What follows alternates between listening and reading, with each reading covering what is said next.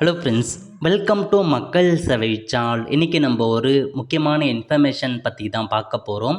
அதாவது 1864 முதல் 1940 வரை உள்ள பழைய நில ஆவணங்களை தமிழக அரசு டிஜிட்டல் மயமாக்கி புதிய வெப்சைட் மூலமாக இப்போதைக்கு லான்ச் பண்ணியிருக்காங்க.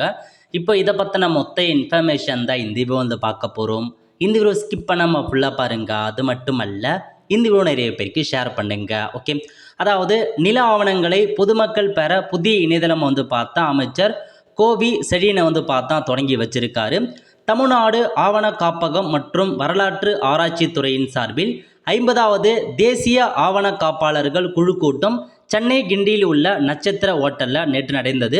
இதில் தமிழக உயர்கல்வித்துறை அமைச்சர் கோவி செழியன் பங்கேற்று பொதுமக்கள் நில ஆவணங்களை எளிதில் பெறும் வகையில் முதற்கட்டமாக 1864 முதல் 1897 ஆண்டு வரை பழைய செட்டில்மெண்ட் ரெஜிஸ்டர் இருக்கு பாருங்க, அதுவும் மற்றும் 1861 முதல் 1940 ஆண்டு வரையிலான இனாம் உண்மை பதிவேடு இணையதளத்தில் பதிவேற்றப்பட்டு பொதுமக்கள் இருந்த இடத்திலேயே ஆவணங்கள் பெறும் வகையில் வெப்சைட் கொடுத்துருக்காங்க. அதாவது டிஜிட்டல் தமிழ் அந்த மாதிரி இந்த கொடுத்துருக்காங்க. achievers.government.in இந்த வெப்சைட்டில் போயிட்டு இந்த ஆவண காப்பக இணையதளத்தை தொடங்கி வைத்தார்.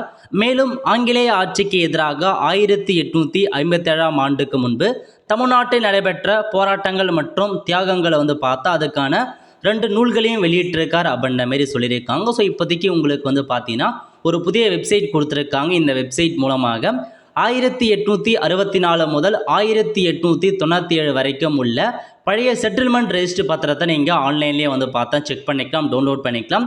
அது மட்டும் இல்லாமல் 1861 முதல் 1940 வரைக்குமான இனாம் உண்மை பதிவேடு நீங்கள் வந்து பார்த்தா வெரிஃபிகேஷன் பண்ணலாம் அப்படின்னு சொல்லிட்டாங்க. அதுக்காக வெப்சைட் கொடுத்துருக்காங்க. பட் அந்த வெப்சைட் இன்னும் வந்து பார்த்தா ப்ராப்பராக ஒர்க் ஆகலை.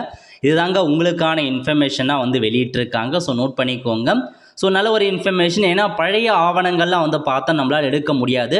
லாஸ்ட்டாக வந்து பாருங்கள், ஒரு 50 வருஷம் 60 வருஷத்துக்கான டீட்டெயில்ஸ் எல்லாமே நம்ம வந்து பார்த்தா ஒன்று ஆன்லைனில் எடுத்துக்கலாம், அல்லது டேரெக்டாக ஆன்லைன் எடுக்க முடியாது, ரெஜிஸ்டர் ஆஃபீஸில் போய் எடுத்துக்கலாம். பட் இன்னும் பழமையான டாக்குமெண்ட்ஸ் எல்லாமே இப்போதைக்கு டிஜிட்டல் மயமாக்கப்பட்டு இந்த வெப்சைட்டில் கொண்டு வந்திருக்கோம் அப்படின்ற மாரி ஒரு இன்ஃபர்மேஷனை வந்து கொடுத்துருக்காங்க. இதான் அந்த புதிய வெப்சைட்டுங்க.